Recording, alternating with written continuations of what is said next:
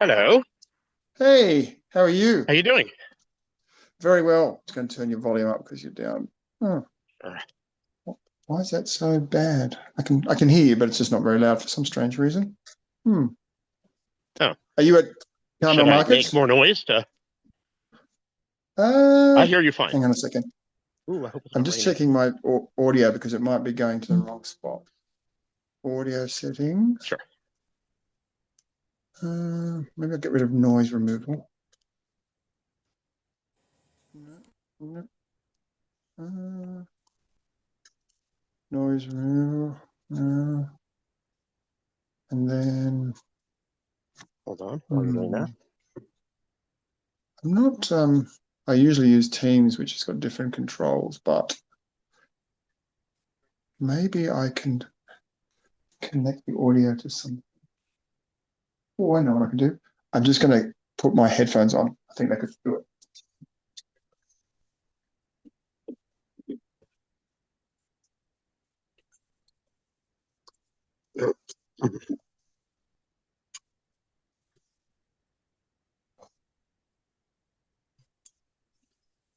Maybe this will be better. Okay. Can you hear me? Okay. Oh yeah, I can hear you really clearly now. Okay. Good. Am I clear? Am I clear to I you? hear you fine. I said it's the same as it was before. Excellent. Well, that's perfect. So, how are you? So I'm very well. I'm taking it that you're safe. Oh yeah, I'm fine. It's hard to tell. I mean, like my I see everything through the lens of the media, Yeah, whether the it be media is a bit social media hysterical. or yeah. So I never know what's really going on. I don't know how dangerous it is or it's not. Um, but yeah, I mean, this is maybe part of the reason why like I've banked up 10 questions. Okay. So Cool. I've got questions Um, to ask and I'm do all you want me yours. as I'm doing this? Do you want to see me? I'm gonna see if I can switch the camera to the other way. Let's see if I can do Sure. that. Can I? So you could see something. No, that just does rotate. Okay, how do you do this? I've never done this in Zoom. Are you on Hmm. you're on a regular I'm phone, on a right? phone. Yeah. Oh, Should there it went. change Okay. cameras. There we go. Okay. Okay. So I'll just talk. You ask questions. And oh, by the way, stop me at any time and go, hey, hey, hey, what's that thing on the left or the right? I could scan around, you know. Okay. The picture is at an angle again. Do you have an option to I could, turn it around? truthfully, yes, you're right. I could do it this way. Is that better? Yeah, Just harder great. to hold. Yep. All Now let's see right. if I can recognize what street you're on. Probably not. Uh, Here, let's see. no, probably not. Yeah, I okay. mean, Tel Aviv, in certain areas, everything looks exactly the same. So Yeah, yeah. I'm on We were Balfour, on Balfour. Okay, yeah, right. I'm sure we went down if Balfour, that but helps you yes. in any way. It's near where I live. Not so far. I was only there for however many days, so I'm not really Yeah, an expert, but I'm you're pretending. probably not. Yeah, I'll try and hold this as No. steady as possible so people can get a sense. Okay, go ahead. So, Shoot. What's your questions? Let's go. all right, let's go with these questions. Now, I wasn't sure if I'm asking them of you or other people, so some of them might be a bit noddy for you, but I'll ask them Well, anyway. unless I have the opportunity to say hi, I'm on a live stream. Would you mind answering a question? It's also it was raining before. There aren't that so many people here. Oh, Gay flag. You can see. Hold on. Just oh, oh cool. no, I can't. Oh, I can. I can zoom in. Yep. Yeah, I So can see. just That's see it. good. Can see. Okay. Yes. So yes, people do Because have. we just had the gay Mardi Gras in Sydney only 2 weeks ago, Uh, yeah. so there are gay flags everywhere in Sydney at the moment. Okay, so my first one was actually I'm just going to repeat it just for the sake in case you're recording this. So how safe do you feel at the moment? And maybe you can give us an So indication. I mean, I don't. On the one hand, like I'm the opposite of being hysterical about everything. I'm not very dramatic. So like I feel like 95% safe. So most Oh, of the okay. time it's like this. It's like people walking around, stuff is going on, people have things to do, people have to get to work. So it's very normal. Um, and Right. then we'll have every couple of hours, like let's say lately it's been every 10 hours, we get a warning from on our phones, whether our phones are uh, the sound is on or not. And we're told to go to a safe space. We have 10 minutes because they have launched missiles from Iran. And so mostly I'll go to a local shelter. A local shelter for me is a parking lot, an underground parking lot.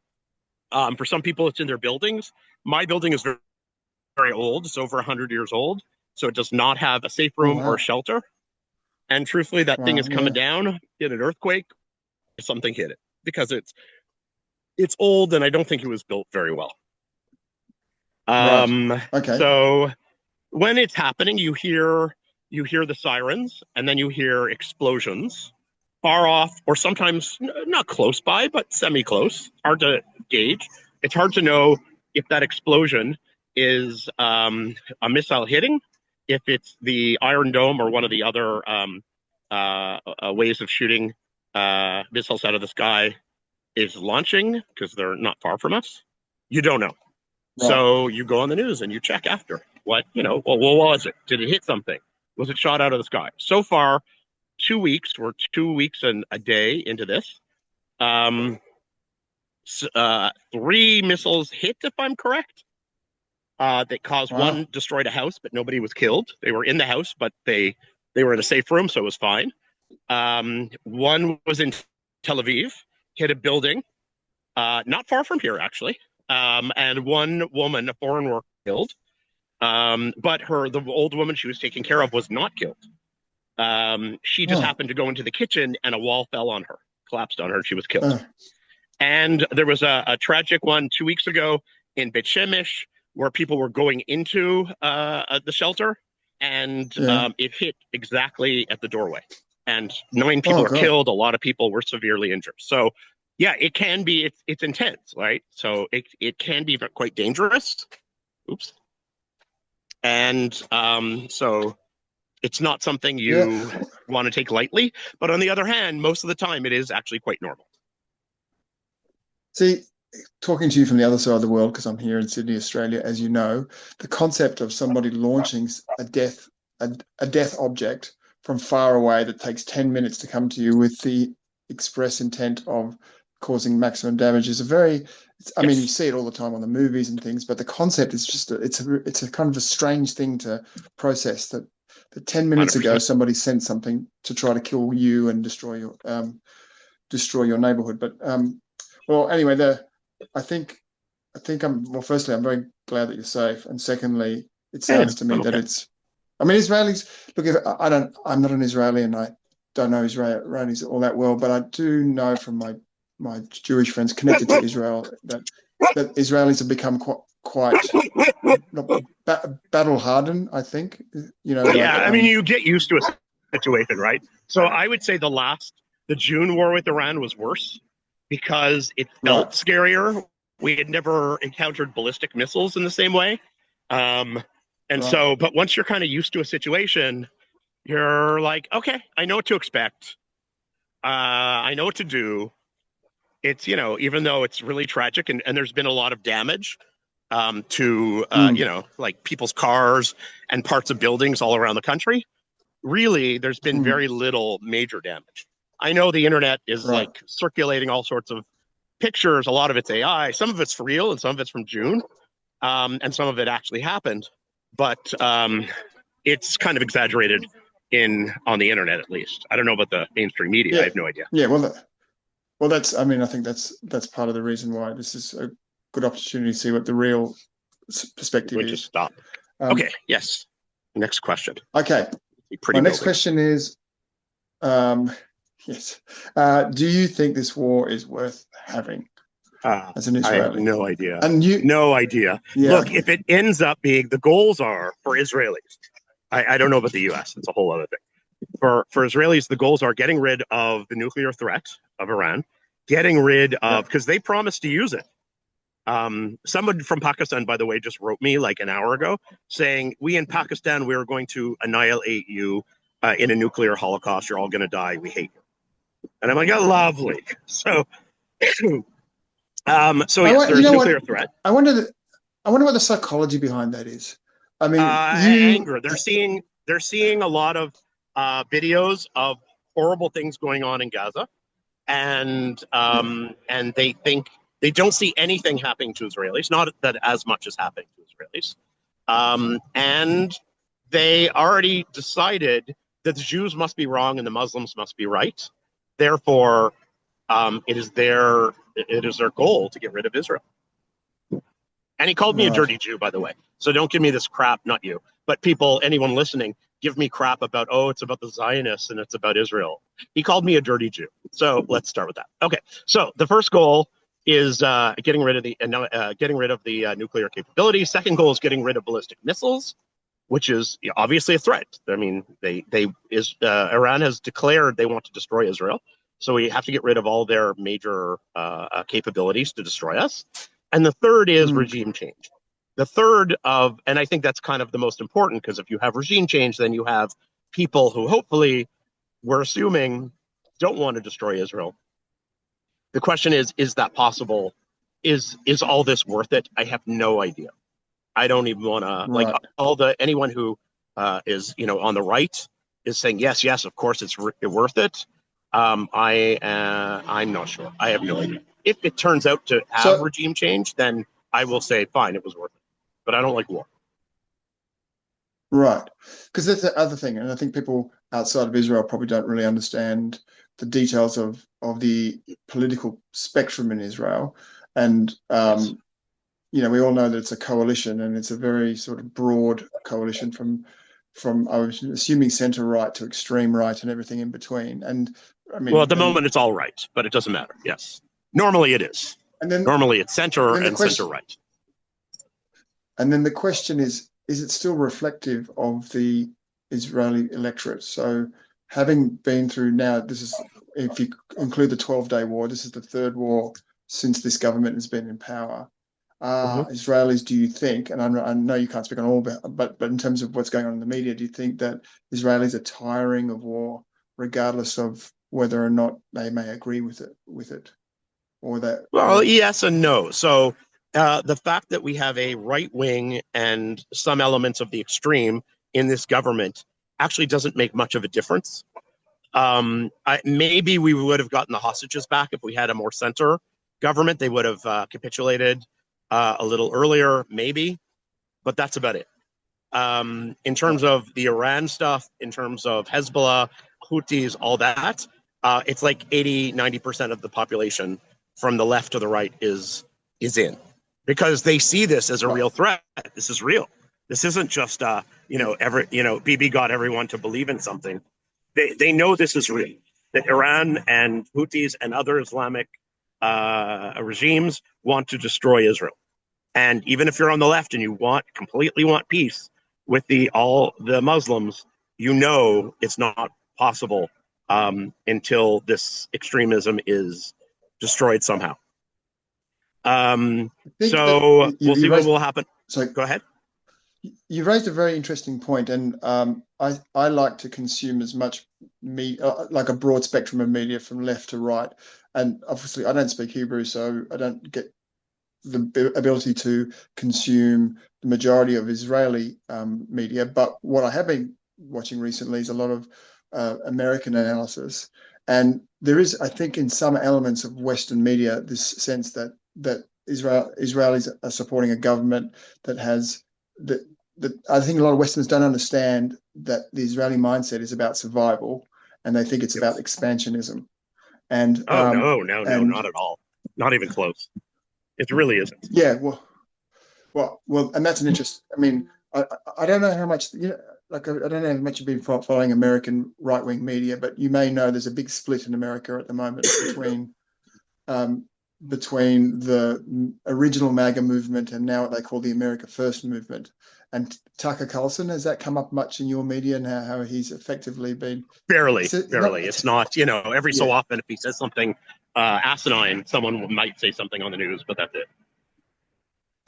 Yeah, well, the interesting thing about him is that there is a split in the American conservative side of things, a very strong split, and he's a big voice for it.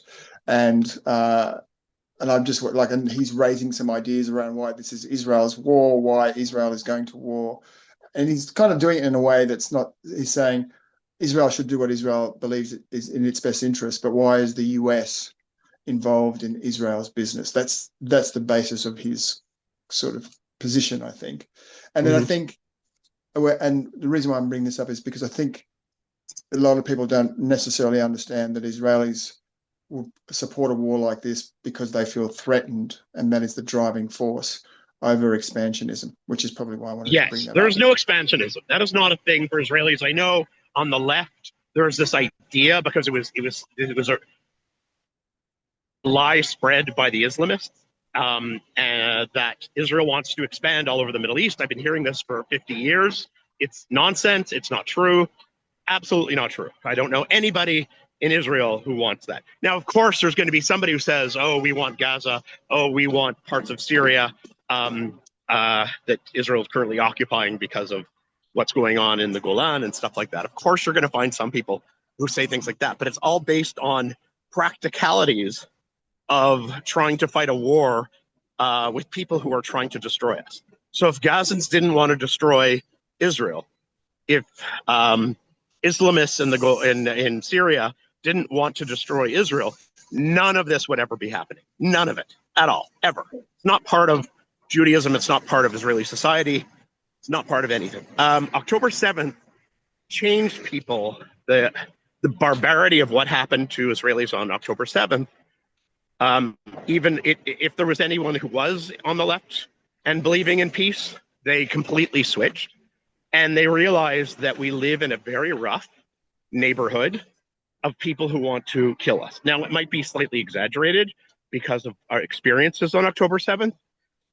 It might not. I don't know. I mean, from seeing the Palestinians, I would say it's not, but that's my experience. So most Israelis are, of course, it's not that they support the government. They don't like the government. They, in fact, actually, according to polls, he'll probably lose, but in the end, he'll probably win because he'll convince people by a slight margin that he's right and everyone else is dangerous, because he's good. He's charming, Netanyahu. He's good at this. But if you look at what the current polling is for the government, it would be 60% are against it. Not because of the war, though, just because they don't like this government. They don't like Netanyahu. They don't like the far right, Ben-Gvir and Smotrich. They don't like these extremist elements. So there's no expansionists. Yes. That's not a thing. So if there is any expansion. Go ahead. 100%. Nothing else. Whether that will work, I have my doubts, actually, but that's a different thing.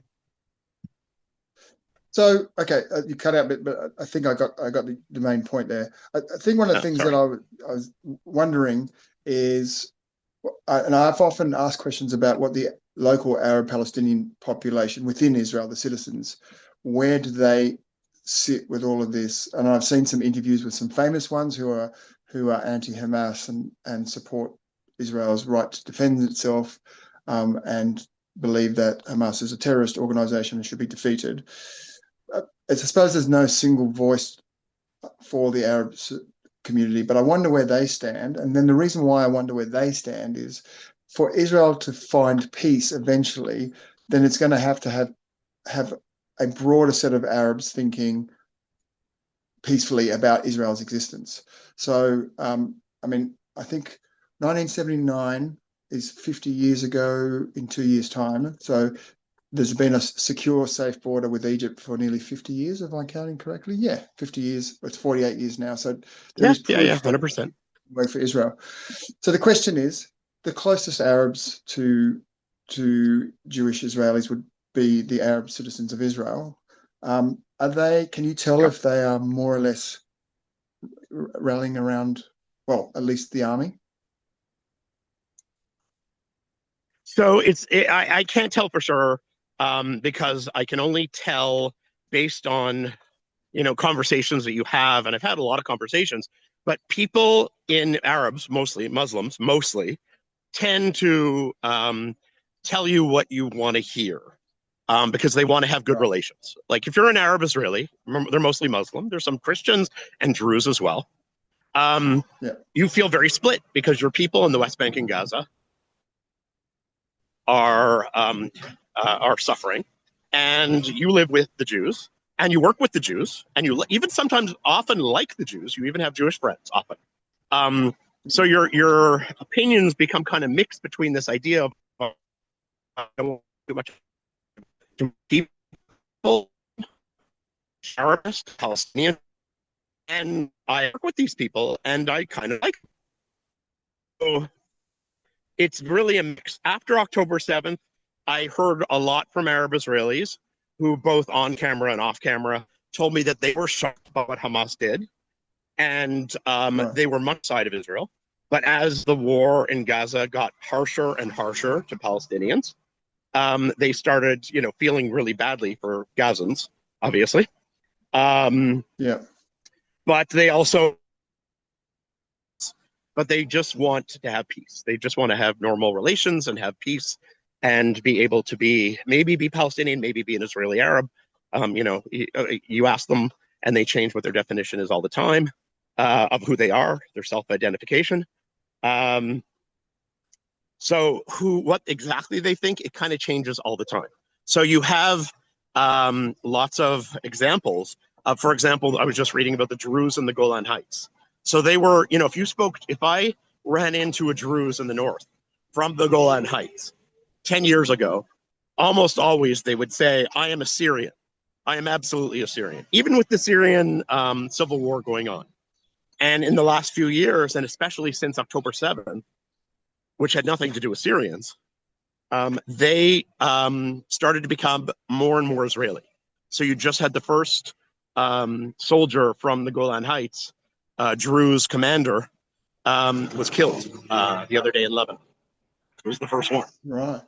And a lot more Druze in the Golan Heights are getting Israeli citizenship, because you didn't have to get Israeli citizenship if you were Druze in the Golan Heights. So a lot of them are deciding, what, I think our future is with being Israeli, Druze within Israel. And so it really depends. It depends on the group you're talking about. And I think everyone is a little bit confused and seeing that Israel is getting bombed, and it doesn't make any sense, by the way, because Arab Israelis are about 20% of the population. The people you hear who are dying or getting injured or missile attacks, 20% of those are Arabs. So, Zarzir is a village, it's a Bedouin village in the north, was just hit by a cluster bomb. It's just sort of the cluster bomb explodes in the air, and a bunch of homes were destroyed. Nobody was killed, but because they had safe rooms and they were protected, but homes were destroyed. And so people see, we're also getting screwed. We don't agree with this. We don't agree with Iran bombing us or Hezbollah bombing us. So it really is a mix. And where this will end up falling, who will become more on the side of Israel and who will become more on the side of the Islamists, impossible to know. You always have Arab Israelis in Israel who commit terror attacks every so often. Not a lot, but there are some who just decide, I'm with the Islamists. Israel shouldn't exist, even though I'm here and maybe even my family makes great living and have terrific lives. I just be at a sense of belief. As Muslims, they might be against Israel. It's not the norm, absolutely not the norm, but it happens. Yeah, I mean, I think you're raising an interesting point here, that it's all very nuanced, and a lot of people the media speaks in terms of everything's binary. Like the world often speaks in binary terms, and having been, the last time I was in Israel was October 22, so a year before the October 7 war started. But my time in Israel was completely not shocking, but I knew when I was going that I was going to somewhere very different to anywhere else in the world. And then I ended up having, as you know, a fantastic time. And as a result, when I see the Western media speak in very simplistic black and white terms, it frustrates me, because I think to myself, everything you're saying just fits into two simple categories. But Israel is such a unique, interesting country. And believe it or not, I'm, as you know, I was born in an Arab country I was born in 1967, just after Egypt fought a war with Israel. So I was born into war. And then I would wish that before I die, peace around the entire Middle East will occur. But I was in an argument with a bunch of people in Australia, all being sort of local white Australians or Brits. And the argument was because they were just prattling off what the media was saying. And I was saying it's actually a lot more nuanced than that. Generally speaking, I think it's fair to say that the majority of Western media, especially progressive media, is anti-Israeli. 100%. As a result of the 100%. war. Yeah. They've just decided Israel's because they seem more Western. They're at fault. They should know better. These other, Middle Easterners, we should feel sorry for them. They do suffer more, 100%, because they have less arms and they have more damage to their societies. But yes, there is this idea. And I don't even want people to be pro-Israel. That's not actually my point. My point is I want them to be pro-facts. Actually understanding that there are so many nuances in every situation here that in everything that happens that I'm constantly finding out things that surprise me all the time. And I live here. So yeah, well, anyways, that's why I support your channel, because I think your channel is about asking questions to discover facts, and I think you've nailed it. It's the word facts is the thing that gets lost in a lot of these conversations. People stand up or in media and make these statements and, like they are facts, but where they come from, well, it turns out that they come from some talking points that they've picked up from somewhere, or how something's made them feel.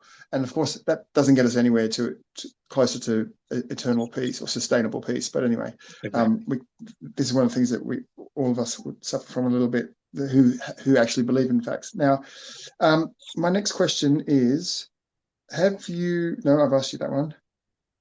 Oh, I was going to ask you this, a strange one. I know this is an out there question, but what do you think? Has Israel ever talked about directly engaging with the Iranian regime? Hold on, just so you see ahead of me, just to point it out, we're going into areas where they're building the light rail, just so you're aware. All this construction is light rail construction. It's been here for years. So, so the viewer can understand. Let's start off, pre-revolution. Israel had relations and flights that went to Iran. If you go to the Knesset, one of the things I love seeing is they have a gift from the Shah of Iran from I forget what it was, 76, so at some point in the 70s, where he met with politicians and he gave a gift to the Knesset. So we had relations, 100%. I don't know of anyone who thinks it's possible to have normal relations with the current regime.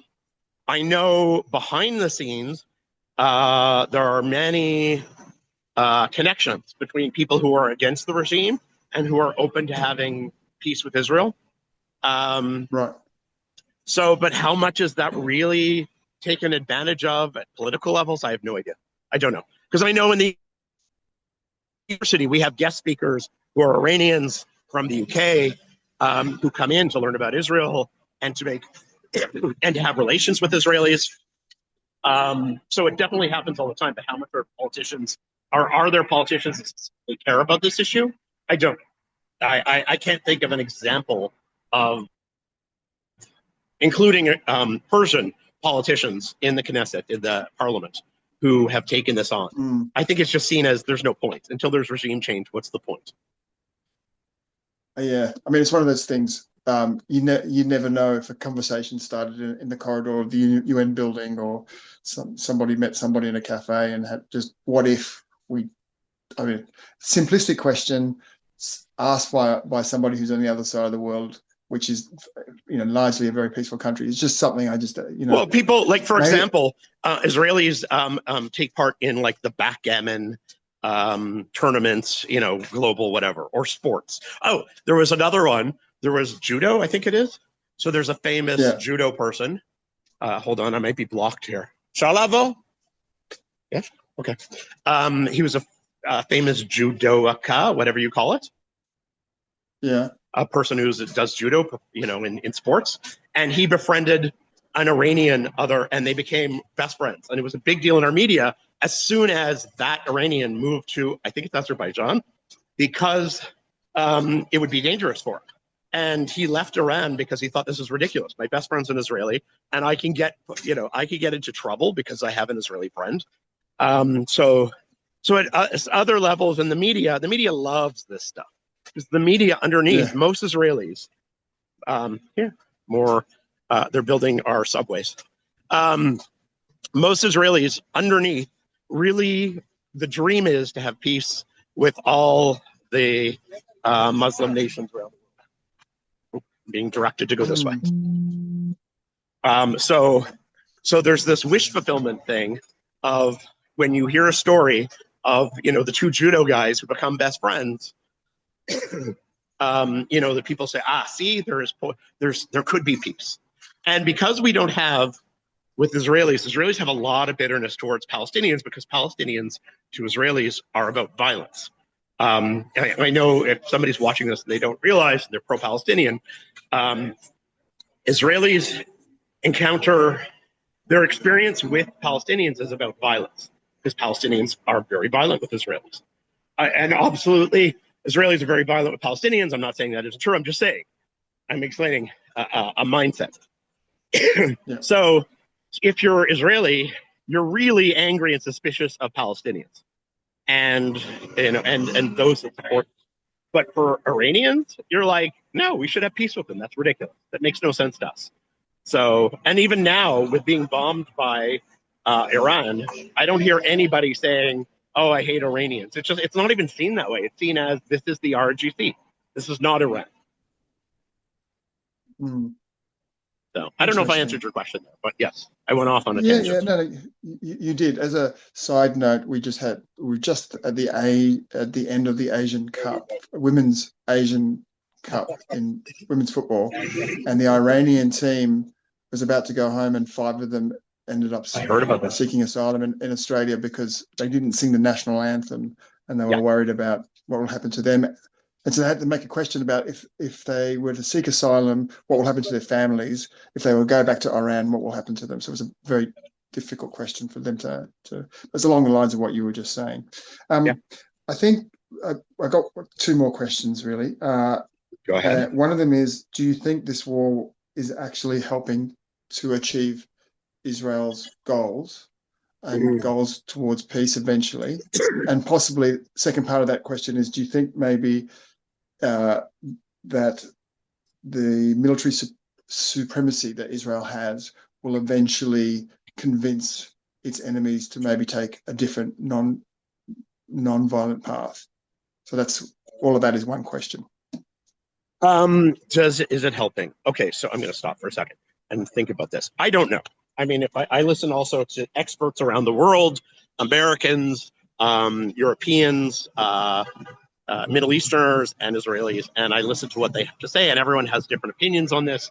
What I do see happening, or from what we're being told, it's impossible to know because you have people like Trump who, we're winning, who knows, is that we're destroying a lot of their capabilities. The fact that we have 4 or 5 missiles per day shot at us is amazing because at the beginning in June, we had hundreds of missiles being shot at Israel. Yeah. So it's obvious that we have diminished their ballistic missile capability by far, 100%.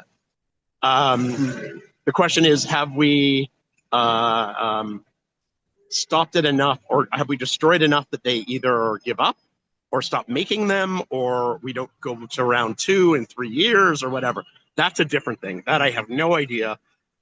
Impossible to know. From the mindset that I know, and you know this too, I'm assuming you can answer this better than me, of somebody who is an Islamist. I'm just using that term very loosely, meaning I believe this is all Muslim Arab land or Muslim land, whatever for Iranians. We must destroy these, these Jews who have occupied this land. I don't think that ends. I think until there are Muslim clerics, mainstream clerics who start to say, no, we have to leave the Jews. Our interpretation of the Quran is different. And we have to, because in the Quran, it does say God gave the Jews this land. It actually does say that. Now there's all kinds of ways around that of saying, they had their chance and they didn't use it for whatever. Doesn't matter. But the point is, unless the mentality changes of most Muslims in the Middle East, I don't see how this can change. And that's what these Right. wars are about. These wars are because we don't know what else to do. And I don't agree with war, but at the same time, we're trying to show Hamas, Islamic Jihad, Hezbollah, Houthis, and the IRGC and any other group, and ISIS, that don't mess with Israel, we will destroy you. Right. Because we don't know what else to Okay. do. Yeah, I And get you. I think also Israel has forgotten, because they're so angry, of the whole thing of extending a hand more, a little bit more, or a little bit better, to those who might take it. But I think Israelis feel like they've been burned so many times, that what's the point? You can't deal with these people. Arabs and Palestinians, Arabs and Muslims only understand force. That's the dominant idea. But the only And I thing know, with by that, the though, way, Corey, is Palestinians say the same thing about us. So don't write in the the comments. I only know. the only thing though is that you have two secure borders with two Arab countries, and they Yes, came from 100%. peace. So Yes, but they are controlled by strong military uh, yeah, leaders yeah. who do not have the support of their people. So if you actually polled Egyptians and uh, Jordanians, most of them would be anti-Israel and say no, we have to destroy Israel. No, well, can I maybe because I was in Cairo 2 months ago, I would say that there's a nuance to that, which is Okay. when you build a middle class, most middle class people have something to lose. And when you have something to Yes. lose, you know that war is bad for your health, but it's also bad for commerce. So I would say that, and as a side note, when I went to Northern Ireland, we're in Belfast, and the Shankill Road is where the two communities meet, and there's a fence to this day between the two of them, and occasionally they throw rocks at each other. But when Oh, you they dig still down do that? deeper, just occasionally. But it turns out that that's where the working class people. But when you go further away into the suburbs, all the middle Mhm. class people are all mixed, okay, because they have a completely different mindset. So I would say to you, Yes. when I was in Yes. when I was in Cairo 2 months ago, nobody was talking, and I'm not defending. I'm just saying nobody was talking anti-Israel because I spend most of my time with middle class Egyptians, so But they're did not you ask them thinking about specifically war. what they thought if they would continue to live in peace with Israel? And under I what think I conditions? asked. I think, oh, I did ask, I do remember the question because I asked them, and their answer was universally, we are not in a position to go to war. We have borrowed so much money. We have a cost of living issue. Because they're borrowing money to build their infrastructure. So Egypt is building infrastructure all over the place and it's borrowing money. The last thing Egypt needs is a war. And I think most middle class Egyptians understand that. So whether or not they like Israel is one thing, but whether or not they're prepared to go to war, the strong sense I got is nobody's interested in war. They're interested in living a prosperous life, Okay. even though that. But I wouldn't describe them as Islamist. I would subscribe them as people who adhere, like typical average Muslim people. So they're Muslims. They pray. I'm assuming regular. Well, I know regularly because when I met with them, there was times that I had to wait for them to pray.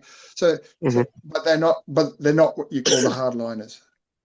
So But my there is. question to them or about them is once they have strength, do they fall back on this idea that Israel shouldn't exist?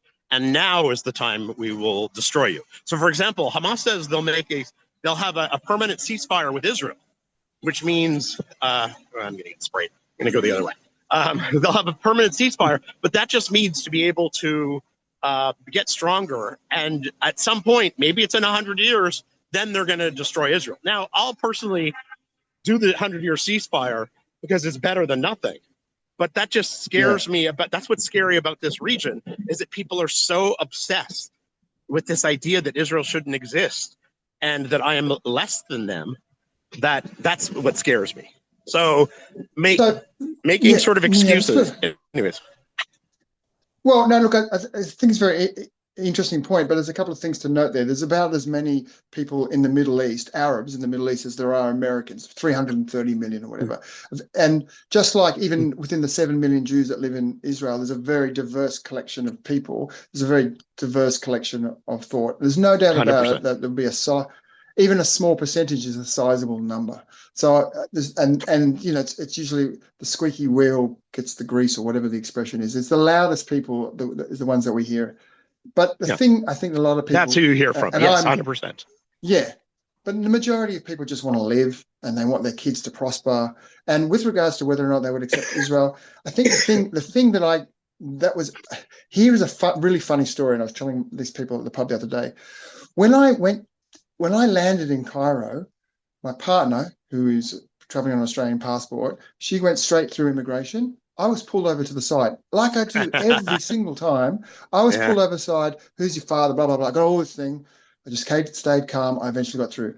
When I landed in Israel, and I remember there's an Eddie Murphy joke about when he was a black man landing when he arrived in Texas, expecting people to be racist to him in the Delirious show that he did years ago. I was like, I'm landing in Tel Aviv. I'm expecting I'm going to get all this crap, right? I turn up. The guy looks at my passport. Welcome to Israel. I'm like, wow.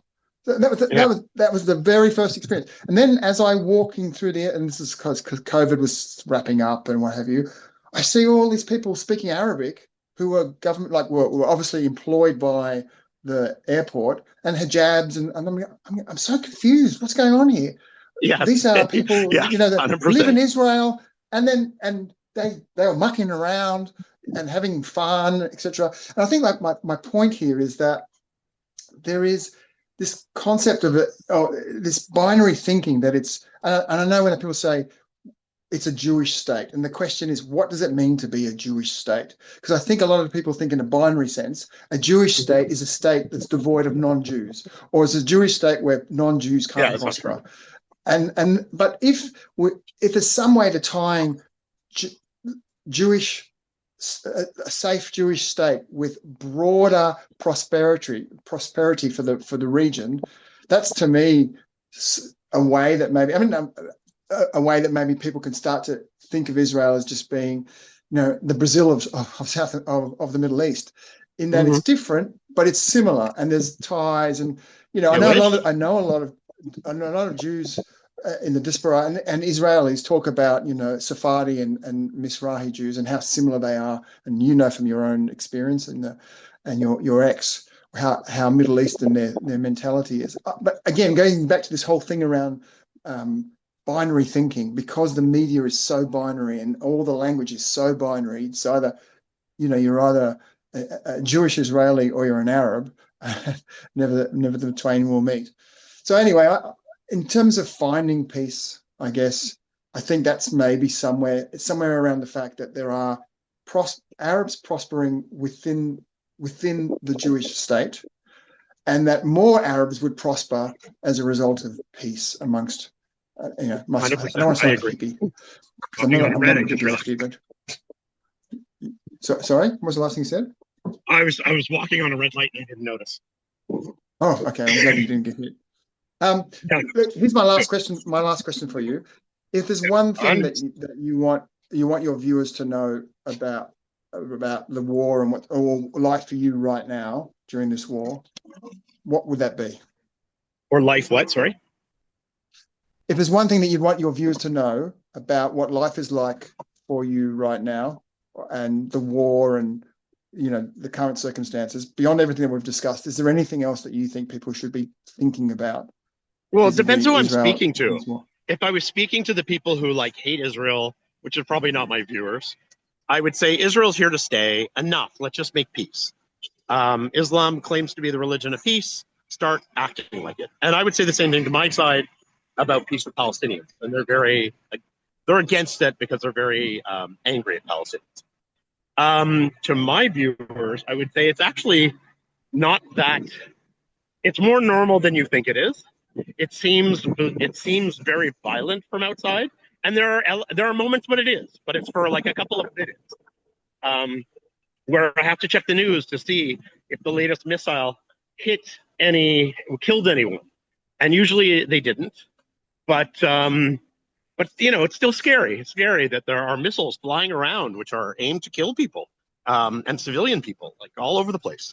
So I would say, in some ways, I would even say, like, I don't know why you guys just don't come here yourself, because it's not that dangerous. But I know, you know, no one's going to really No one's going to listen to me. Someone said to me this morning, another Israeli, who said, are you thinking of leaving? Like, you're Canadian. Why don't you go back to Canada? And actually, after the June war, I actually thought next time this happens, that was really stressful. I think I'm going to leave. Like, it was too stressful. But Wow. I can't say I enjoy this. I'm not enjoying it, but I feel like I would be missing out if I didn't stay. It's not dangerous enough to scare me into leaving. And I feel like this is a historic time and I'm being kind of part of it, even though I also don't agree with it. It's like I don't agree with war at all. It's a very confusing. Yeah. I don't know. I don't think that's a solid, answer where, people could take away from it. It's complicated. It's like everything else in this country. It's very complicated. And do you think are you going to go back to normal programming with the Ask project when the war settles down? There's a lot of wind. I'm afraid you guys can't hear. Yeah, 100%. The only reason I'm not going anywhere is not because I'm afraid to go anywhere, because there's hours in between missiles when I can go anywhere. It's just that everybody's kind of staying around their home. Right. So my normal places of going to, I usually go to like outdoor malls. People are kind of going, like on Friday, the market in Tel Aviv was packed. It really surprised me. That couldn't be only Tel Aviv people. So people are just kind of getting used to the situation and going, yeah, whatever. I'll just deal, whatever happens, happens. Because there's a shelter everywhere you go. But the only reason I'm not doing it is because I don't want to be, the whole idea is to get completely random people to answer questions. And I wouldn't be getting completely random people. There's a lot of people who are staying close to home. Also, I don't have any specific questions about this war. Nobody has sent me any. Really? I just checked yesterday, yes. Because I thought, well, maybe I'll just do like a one day where I go somewhere central and find people from different areas. But nobody sent me anything about this war, which always surprises me. It's always like 3 months later that people think of a question. So fair enough. That's okay. Okay. Well, hopefully today I've asked some questions that maybe of use to people that are viewing. So, if you want, anyone watching this, send me a question specifically about this war. The other issue is, then it would have to be, I would go out for a day and ask people in one area that question, because what if Trump wakes up and decides, sandwiches, and decides that the war is over? Like, what if? Which absolutely could happen. That's how he is. So then I'm left with a bunch of interviews from videos that no longer make entire sense. So, that's the way it is. That's okay. Yeah. Well, so just quickly, send me questions. Yeah, I think I've learned a lot today, as I always do when I talk to you. So I'm really glad to have had this opportunity to ask the questions that I did. I'm glad you learned something. And yes, and I'll continue to have the debates at the pub with people who simplify and prattle off what the simplistic. Send them to me, or send them to my channel and ask questions. Actually, is a better. I do try, but it's as you can imagine, life in Australia is very different priorities for all that's good and bad 100%. About that. But I do try. I'm constantly going on. And it's too bad you didn't come here. Channel. It's too bad you didn't come here this last time, but next time you'll come. Yeah.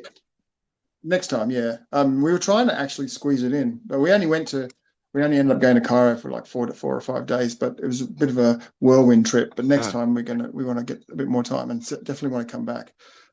So much more to see of Israel, all parts of it. And for your viewers, you took us to I think it was a Druze town. For a fantastic Druze, and turns out to also be half Christian, which I didn't realize. I always thought of it as a Druze place. It was Sophia, and I learned when we were there that it's more Christian than I knew. So, right, okay. So I mean, there's just one of the many bizarre things about Israel. It's like no other country in the world, not even close to another country. I've been to seven Arab countries and Israel. And I can tell you that Israel is not like anything. And people sometimes they compare it to New York and Miami, mixed in with Beirut and Alexandria. Yeah, I suppose you could say those things. I've been to most of those places, but it's not like any of those things. So, yeah, I look forward to being able to do more travel around Israel once things settle down. And I do highly recommend it to people. Don't listen to the 100%. media. You're always welcome. Go and discover it for yourself. Go and discover it for yourself. And no doubt, Corey will look after you as he did us. 100%. Come So, here. And you don't believe yeah, me? Please. yeah. No, it's certainly Okay. worth It was doing. great talking to you, Kareem. Thanks, Corey. That's awesome. Take care, and I'll, as I always do, I'll stay in touch and hope to see you, well, soonish, one day. Yes, me too. Hope to see you soon. Hope you're Okay. well. Take care. Okay. Bye-bye. Thank you. See you. Bye bye.